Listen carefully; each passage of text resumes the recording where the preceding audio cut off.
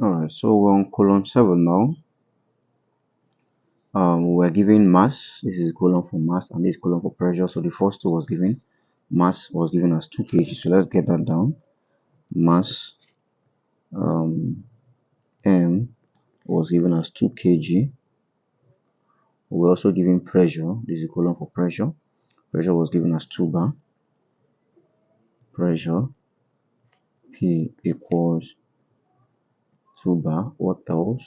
When given temperature, which you can find, when given volume, which you can find, when given dryness fraction, we were given degree of superheat was given. So DOX was given. Degree of superheat is simply 135 degrees Celsius. Okay, here. Alright, so we're now to find enthalpy, internal energy, degree of dryness fraction, volume, temperature, and okay, that's all. Okay, so to obtain temperature simply from saturated water and steam corresponding to the given pressure. Pressure is 2 bar. We obtain what is called the saturation temperature. What is the value? Let's check down and see. Okay, here's the steam table. So once again, saturated water and steam are not superheated. So we flip through. This is saturated water and steam. We look for the pressure corresponding to 2 bar. This is 1 bar. This is 1.5. This is 2 bar. Okay. Temperature corresponding to this is simply 120.2. This is temperature column. So we have that to be 120.2. So saturation temperature is simply 120.2. Okay. 120.2 degrees Celsius. So that becomes the value for the temperature there. Okay. Now, but recall that degree of superheat is simply superheated temperature minus saturation temperature. So which means we can obtain superheated temperature, which is simply degree of superheat plus saturation temperature. That gives us the value for superheated temperature. Simply say minus the saturation over here. So this is now what superheated temperature is given as degree of superheat was given as 135 plus saturation temperature was given as 120.2. So this simply means superheated temperature is equal to, that gives us 255.2 degree Celsius. Okay. Alright, so this is called the superheated temperature. Not forgetting, saturation temperature has been obtained as this. These are temperature corresponding to this pressure 120.2. So let's fill out that spot. Temperature corresponding to this pressure is simply 120.2. Not forgetting that. Now we've obtained superheated temperature. Now since superheated temperature, okay, since T superheated is greater than saturation temperature, this only implies that steam is superheated.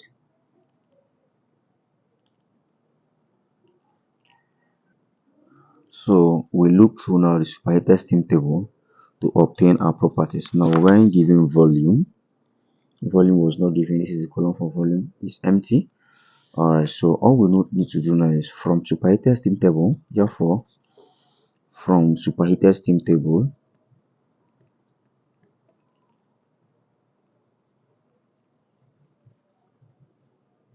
okay, corresponding to pressure is 2 bar and temperature, now superheated temperature is simply 22, sorry, this is 255.2. This is 255.2.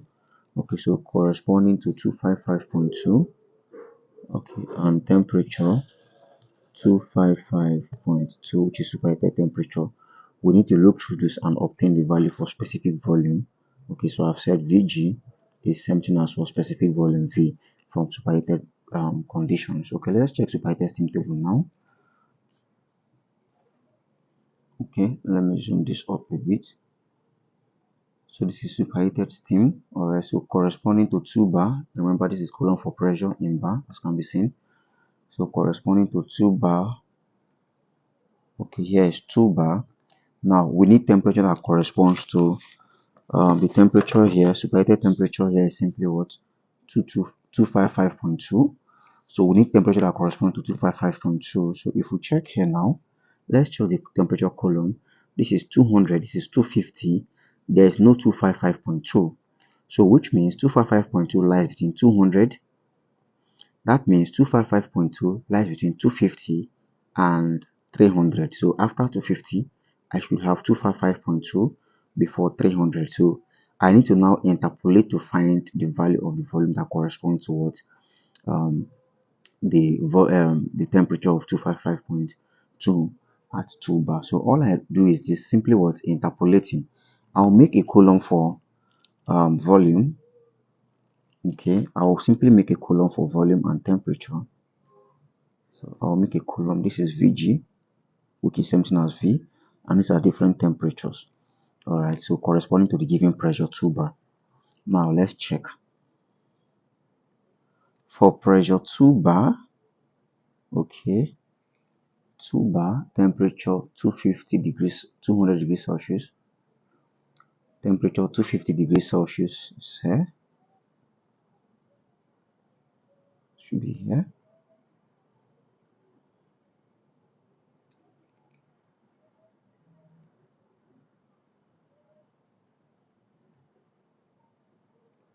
Okay, so this is 250 degrees Celsius. Trace it down to 2 bar. Trace it down to 2 bar. Okay, this is 2 bar. This is 2 bar. Alright, so we're there now. Okay. Remember, VG is actually the very first. Let's take it down a bit. Sorry. Camera is not focused. Okay. So VG is simply 0.8, sorry, 2 bar. So the VG is actually the very first column or the very first row, whatever. Alright, so this is it, which is 1.199. 1.19. Let's check once again. That's 250. Yes, is correct. So 1.199. Okay, under 250, and then for 300 VG simply 1.316 for 300 degrees Celsius, which is here. Yep, that's it, 300 degrees Celsius. VG is simply 1.316. So 1.199, 1.316. Okay, for VG, under temperature 250, under temperature of 250, VG is simply 1.199, and this is the temperature we're looking for now, 255.2. So it lies between this and 300 degrees Celsius, and under 300 degrees Celsius, the value for VG is 1.316. Okay, so let's just segregate this a bit. So we can now interpolate to obtain the value of VG at this given temperature condition. Okay, so it's as simple as that. We interpolate now to get VG at this given temperature condition. And I said interpolating is very easy. So I'll simply use the last value to subtract the first, use the last value to subtract the middle. So which means I'll still do the same thing here. Use the last value to subtract the first, use the last value to subtract the middle. So let's do this and see now. Last value here is 300 degrees Celsius minus 250 degrees Celsius. So I'll simply have 300 minus 250. So this is same thing as okay, this is same thing as the first value here. And for this other side, also use the last value here, 1.316, to subtract the first value, 1.199. So I will have here 1.316 minus 1.199. Okay, so I have this now all over, same thing here, all over, same thing here now. So I will do 300 degrees Celsius minus the middle, that's 255.2. So I have the 300 minus 255.2, same thing here, all over. Oh, sorry, I already have that there. Okay, so it becomes 1.316 minus the middle minus Vg. So I'll have 1.316 minus Vg, which is what I'm looking for. Okay. Alright, so 300 minus 250, obviously that's 50, all over 300 minus 255.2, that's 44.8, and this is equal to, so here we'll have 136 minus 1.316 minus 199, that gives us 0.117, okay, all over, okay, here remains 1.316 minus Vg, okay. So here I can actually divide 50 to 44.8. You can easily cross multiply here if you wish, but I like to make my work look lesser in value, so I don't have bigger values, but you can cross multiply here, it still works the same way. But I'll go with 50 divided 44.8. That gives me 1.116. Okay, 1.116, and that's equal to I have here 0.117 all over 1.316 minus v. Of course, 1.116 is equivalent to saying 1.116 divided by 1. So I can easily cross multiply. 1 multiplies the whole of this. 1.116 multiplies the whole of this. So I have here 1 by this 0.117, and this equal to, I have here 1.116 multiplies the whole of this. That's simply 1.316 minus v g. Okay, so of course here 1 point this still remains 0.117 is equal to, so 1.116 multiplies 1.316, that gives us approximately 1.47, okay, minus 1.116 multiplies vg simply gives us 1.116 vg. So we'll simply send this guy over here. Okay, so positive sign crosses an equal to sign becomes negative, so I'll simply have 0.117 minus 1.47 is simply equal to minus 1.116 Vg. Okay, so let's obtain 0.117 minus 1.47. That gives us approximately 1.36 to be equal to minus 1.36 to be equal to minus 1.116 Vg. So we simply make Vg subject, and that's simply equal to minus 1.36 divides minus 1.116.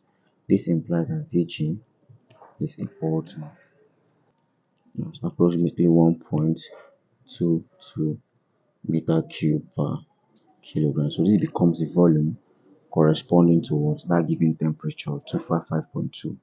That becomes the volume. So I said since it is superheated, it simply implies that um, Vg is also what equal to specific volume at that given temperature and pressure, and that's simply 1.22 meter cube per kilograms. Okay, but mass was given from the table. Okay, we were given mass to be 2 kg, so which means you can find total space and total volume.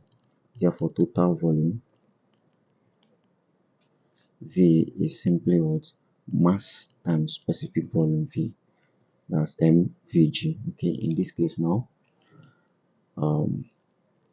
okay, so this simply becomes, of course, it can be mxvg anyways. Of course, the Dryness fraction is simply 1. We've said that since it's superheated, x is 1.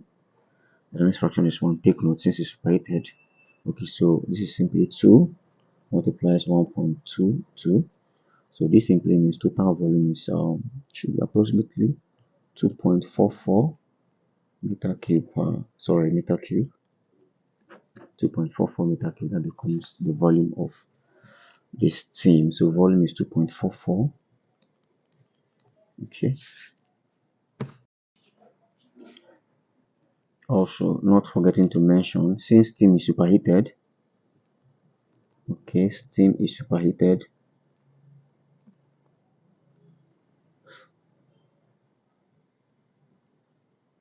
okay, x, dryness fraction x is simply what? 1, not forgetting that. So we can fill up the column for it. So this is dryness fraction. Yep. So the value is 1. Alright, so we all need to find enthalpy and internal energy. Okay. Now to find enthalpy and internal energy is still the same thing. I still have to go through superheated steam. Since I've confirmed that the steam is superheated, every properties I'm getting now has to come from superheated steam. So from superheated steam,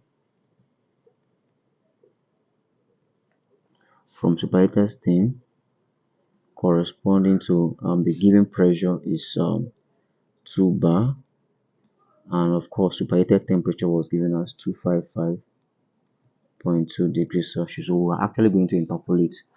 Alright, so I'll do all this at once. I'll do all at once to save me time. So this is coulomb for temperature.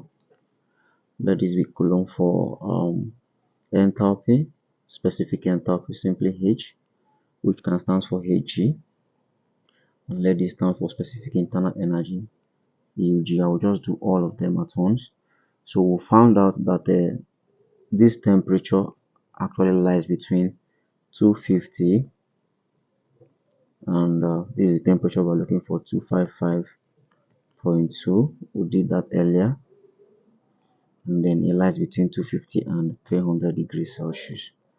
So all we need to do now is simply find Hg and Ug corresponding to these temperatures, 250, 300, okay, at the given pressure of 2 bar. Alright, so let's get the superheated steam table now. Alright, so we have superheated steam 2 bar, 2 bar, 2 bar is here. Okay, so this is 2 bar.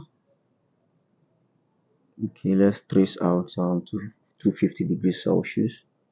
This is 300. Okay, this is 300. This is 250. Okay, so we're looking for not forgetting Hg is the third one, Ug for internal energy is the second one. As you can see there, Ug equals U, that's for the second row. Hg is third row, that's for the enthalpy. So the third row is Hg, so here we'll have it to be 2971, while internal energy is second row, which is 2731. Okay, for 250 degrees Celsius. For 250 degrees Celsius. Okay, that's correct. So 2731, 2971. Okay, 2731, 2973. Okay, that's for Hg and Ug at. Okay, so that's for Hg and Ug corresponding to 250 degrees Celsius. So let's obtain values for 300 degrees Celsius. Okay, 2 bar. Okay, once again, this is 2 bar.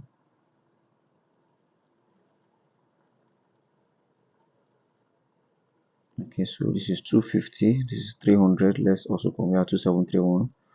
So 2731, 2971. Okay, this is 2971, please. 2971. Okay, just to correct that. All right, let's obtain for 300 degrees Celsius.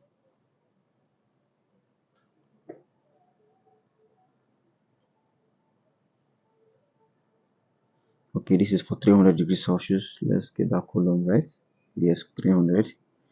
This is for 300 degrees Celsius. Ug here is 2809. Not forgetting Ug is the second, while H is the third. Ug is 2809. H is 3072. So 2809, 3072. 3072, 2809. Okay.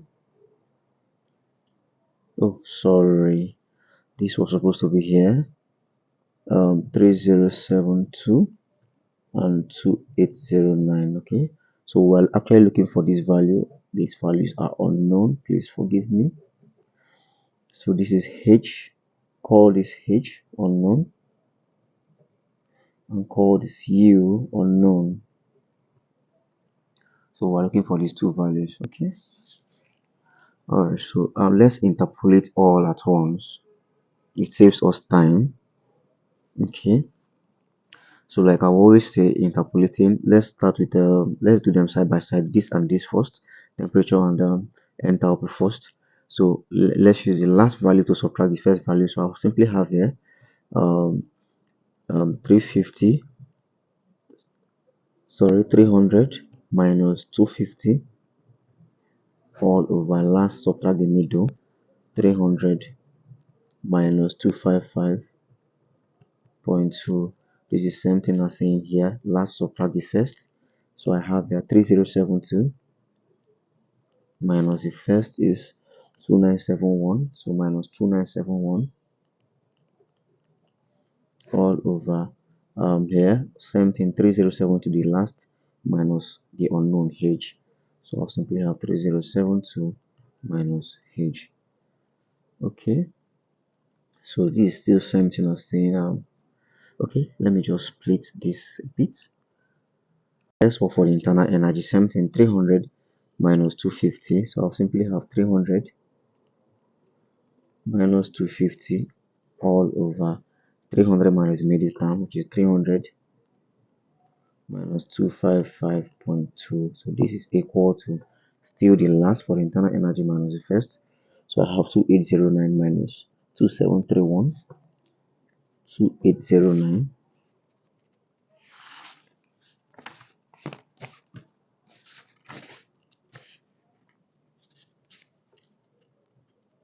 2809 minus 2731 all over last minus u, so 2809 minus u, okay, the unknown.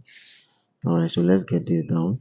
Of course, 300 minus 250 simply gives us 50 all over 300 minus 255.2 give us 44.8, and this is simply equal to 3072 minus 2971. Let's update that and see. That gives us 101 all over 3072 minus specific enthalpy H. Okay, we can also do the same thing here.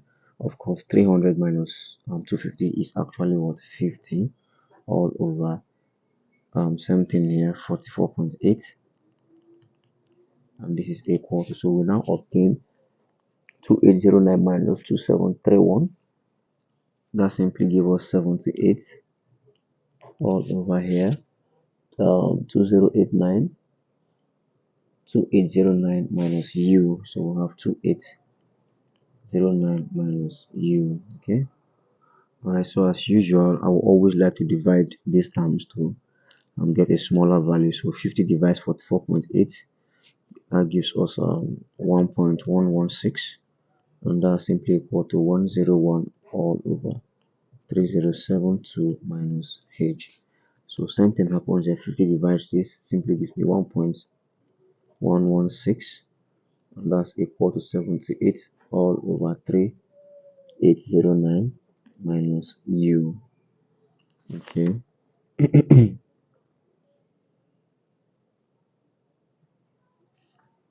Okay, so I said at this point, this is something as saying 1.116 all over 1, so I can easily cross multiply. 1 multiplies this, 1.116 multiplies this. So on this side, I have 1 multiplies 101, that's equal to 1.116 multiplies everything here, which is 3072 minus h. Okay, same thing applies here. Can also call this all over 1, still same thing. 1 multiplies 78, 1.116 multiplies everything here. Well, I'll simply have 1 times 78, and that's equal to 1.116 multiplies everything here, which is 3809 minus u. So I have this. So 1 multiplies 101 here gives me 101 is equal to 1.116 multiplies 3072. That gives me 3428.35 minus 1.116 multiplies h, 1.116 h. Okay, here I have 1 by 78 still remains 78, and that's equal to 1.116 multiplies 3809. That gives us 50.84 minus 1.116 multiplies u, simply 1.116 u. So I have this, okay. Alright, so to make h subject, we can simply send this man over here. It becomes 101 minus minus 340 minus 3428.35, and that's equal to minus 1.116 h. Okay, same thing here. I can send 4250.84 over here, so I'll simply have 78 minus 4250.84, and that will give me equal to minus 1.116 u. Okay. Alright, so 101 minus 342.8.25. Let's get the value. That gives us minus 3327.25.35, sorry. Okay, and that's equal to minus 1.116 h. Let's get here. 78 minus 4250.84. That gives us minus 4172.84, and that's equal to minus 1.116 u. Okay, so at this point we simply divide both sides. Here divide both sides by minus 1.116 h. Here divide both sides by minus 1.116. Therefore h is equal to minus 3327.35 all over minus 1.116. Okay, same thing happens here. U here is equal to minus 4172.84 divided by u here is simply minus 1.116. So I have this. Okay, so therefore I can find the value of my specific enthalpy to be equal to this divided by this. Let's get the value. It gives us 2981.5 kilojoules per kilograms. Meanwhile, internal energy U is equal to, so let's divide here, minus 4172.84 divides minus 1.116. That gives us 3739.10 kilojoules per kilograms. Alright, so once again, these are specific properties, so we need to multiply them by mass to obtain total properties. Okay, let's do that and see. Alright, so total enthalpy H is simply mass times specific enthalpy. Okay, therefore H is equal to, the mass was given as 0. To obtain that mass to be 0.22. Okay, the mass was given as 2 kg. Let's check the table. Yeah, mass was given as 2 kg. So mass was given already as 2 kg, so it becomes 2 times specific enthalpy value here, 2981.5. Okay, so we have 2981.5, 2 times 2981.5. That simply means total enthalpy is equal to, that gives us 5963 kilojoules. So that becomes our value for specific enthalpy. Okay, meanwhile for internal energy, same, total internal energy. Okay, U is also mass times specific internal energy, and this equal to mass is 2. Specific internal energy, will obtain that to be 3739.1. 3739.1. So this simply means total internal energy is equal to 7478.2 kilojoules.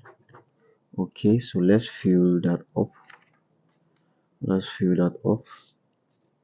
So we had enthalpy to be 5963. So enthalpy is 5963. This enthalpy column.